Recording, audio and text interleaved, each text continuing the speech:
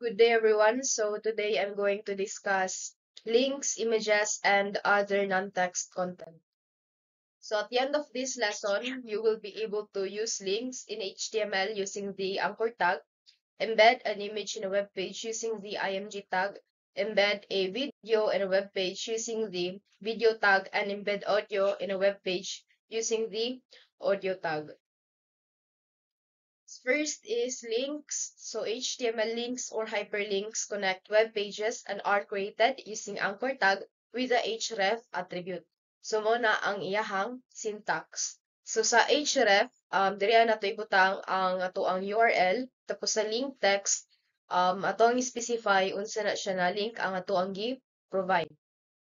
So mao na ang example, for example, YouTube. So include nato ang protocol o ang domain name. So https www.youtube.com tapos visit YouTube. Tapos mao na ang iyahang output. So katong link text mo to siya ang magpakita dili gyud tong link.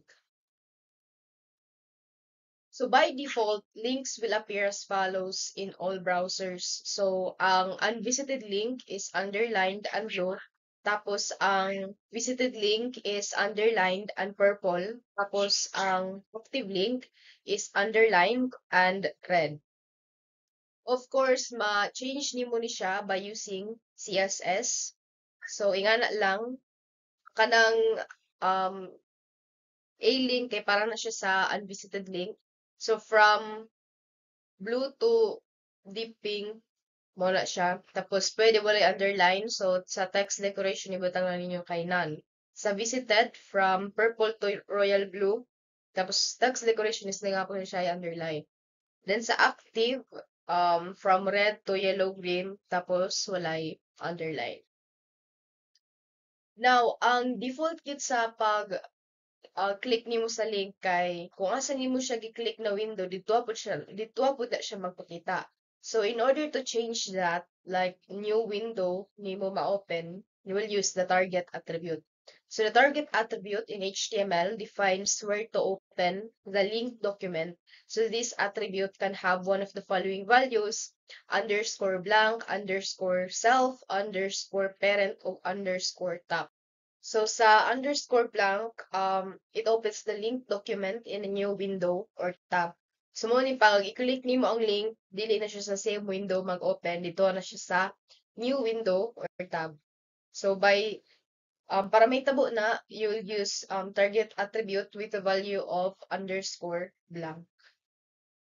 Next is underscore self.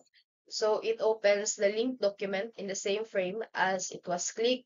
So mo na siya ang default, so no need na magamit og target underscore self if gusto lang yapon nimo siya same na window or tab.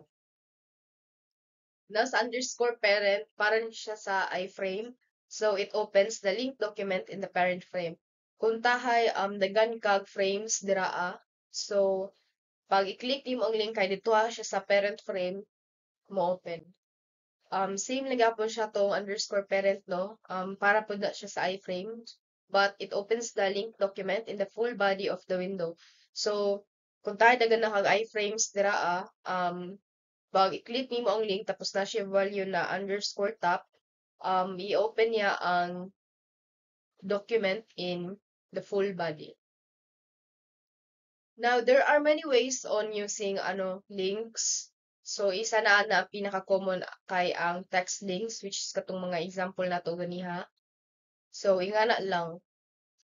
Next is image links. Pwede ka maggamit og image as your link. Like, pwede din siya sa logo. So, by doing that, isunod lang nimo siya sa anchor tag.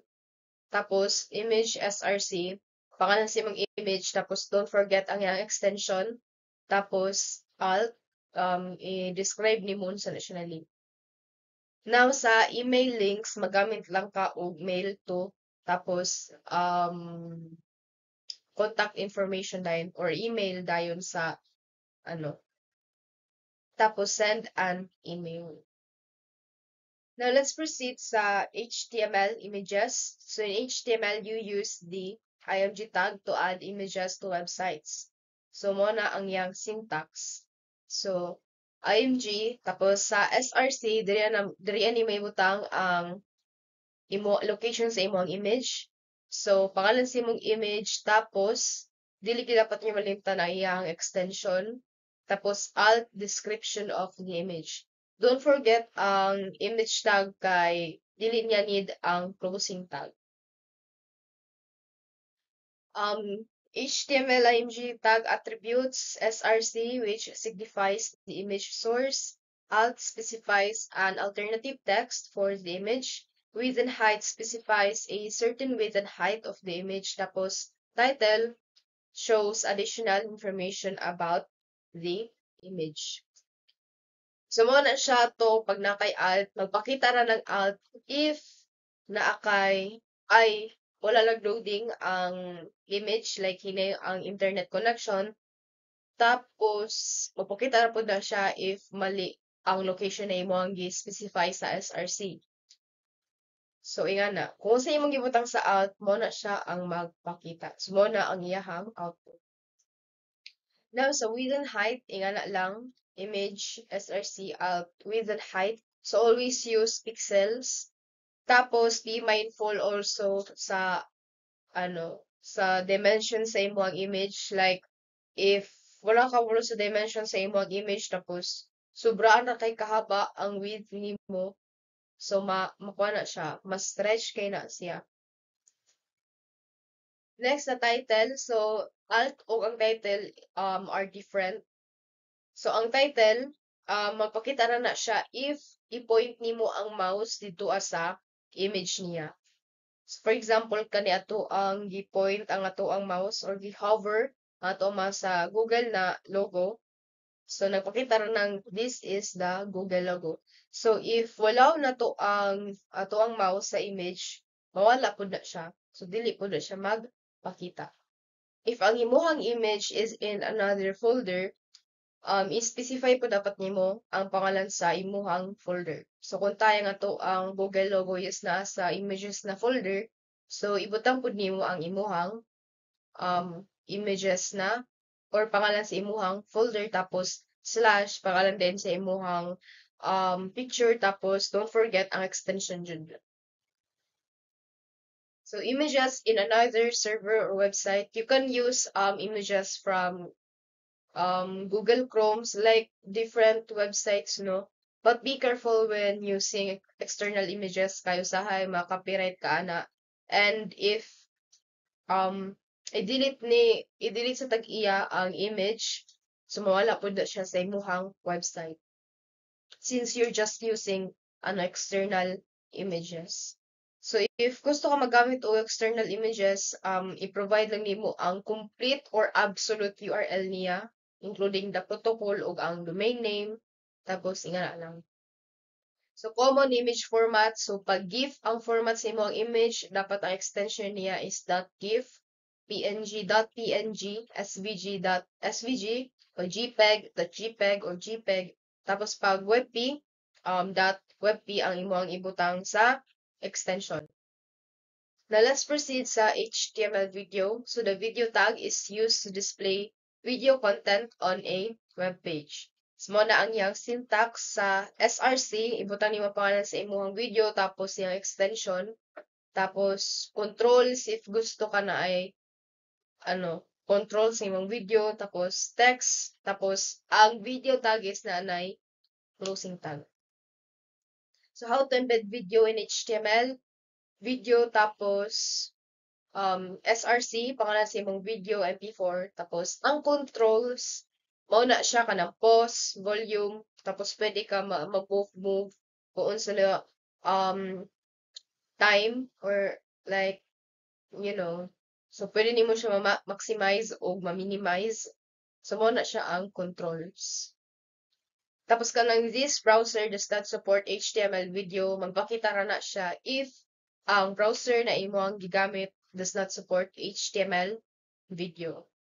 So, naapay other way to embed video in HTML, magamit og source tags.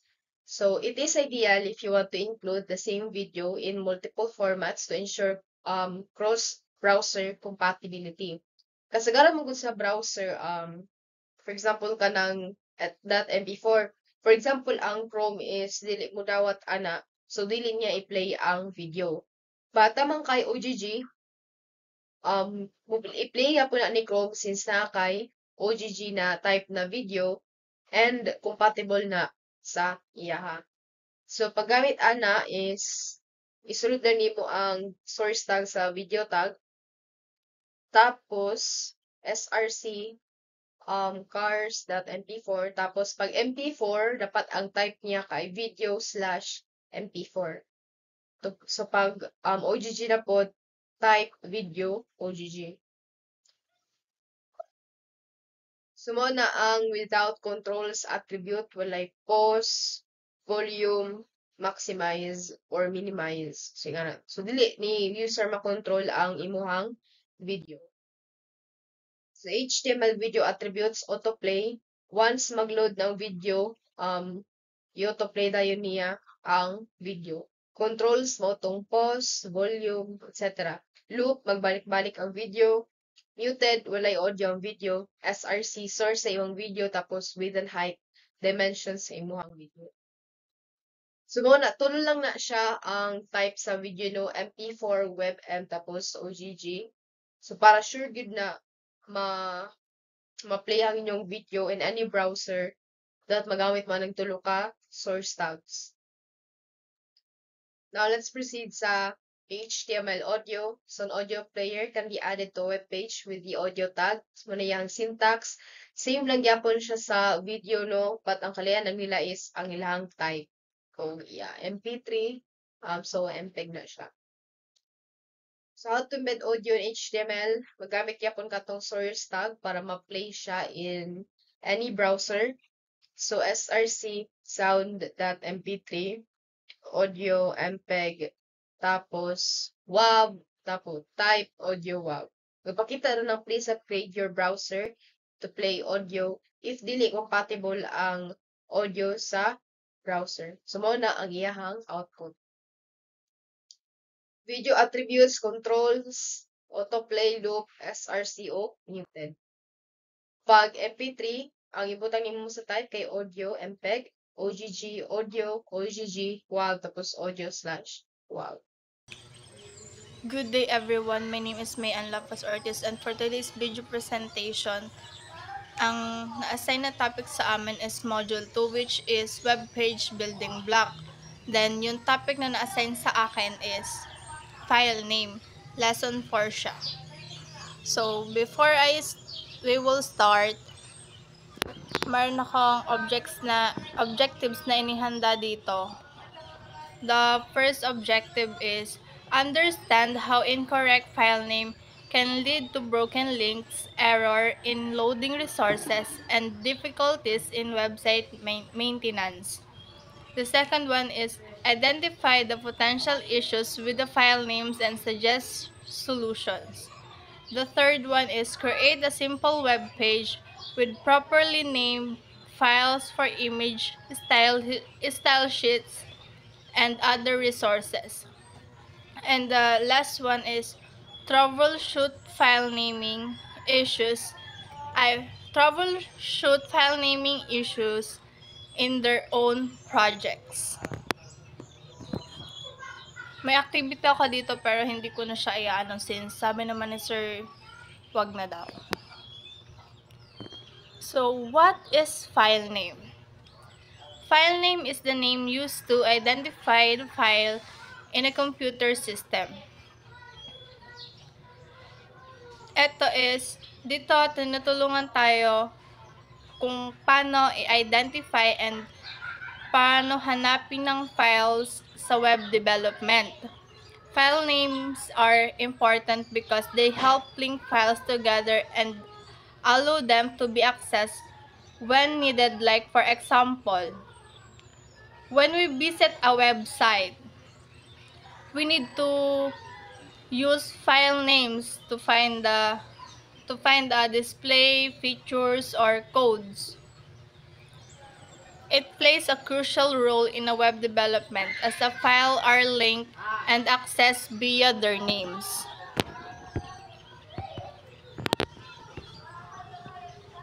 Understanding file naming conventions and best practices in web development. File naming basics.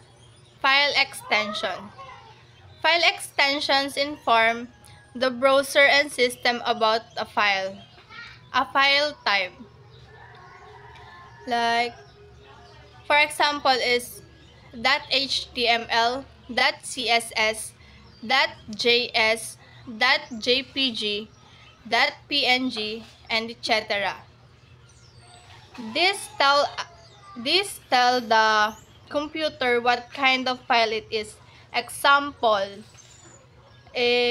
ang example is HTML for a web page, CSS for styling, JPG for images, and PNG for graphics.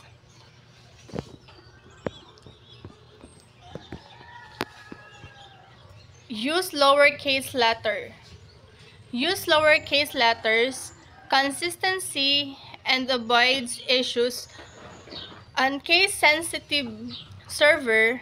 No space. Use dashes or underscore instead of space. For example, is my dash that file name or my underscore file. Mas mabuting ito yung ginagamit natin kasi yung mga big letters or caps lock na letter. It is always use lowercase to a file names to avoid issues or servers that are sensitive to letter case. Yun nga yung sinasabi ko, mas mabuting ginagamit natin is yung mga small letter para maiwasan natin yung mga sensitive case. Kasi kalimitan yung paggagamit tayo ng mga malalaking letter, sensitive kayo siya. Sa name, it is based on the name of the file. This is the main part of the file, like the label that we gave sa file underscore file. The extension may indicate the format of the file. Example, text for font text, PDF for portable document format, D for unspecified binary data, etc. The components required to identify a file by utilities and application barriers across operating system, as does the syntax and format for a valid file name. This show ang extension is siya yung nag-show kung ano nga ba siya na type of a file. So, eto na. The importance of a file names in web page building blocks. Link page. Link page. The purpose of the link page is to improve the user experience by making it easier for visitors to find information they need. Like, for example, imagine a website with a home page, an about us page, and a contact page. These file names for these pages could be index.html for the home page, about.html for the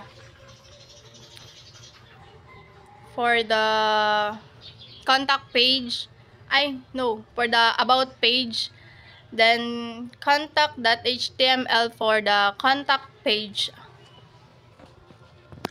Tapos sa loading resources naman it refers to the process of fetching and displaying various elements that make up a web page. Like for example, a website includes a logo image in the header. The file name for the logo could be logo.png. Yan kapag mag-attach tayo ng mga logo or anything na image.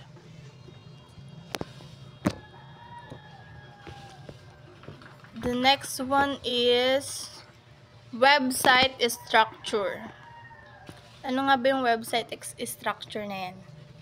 Website structure. It refers to the way the content of web page is organized and presented. Example, a website has several selections like products, services, blogs, blog, and contact. This section might be organized into products, service, blog, and contact. That's all sa report ko. Thank you for listening, guys. I hope na may natutunan kayo sa akong report.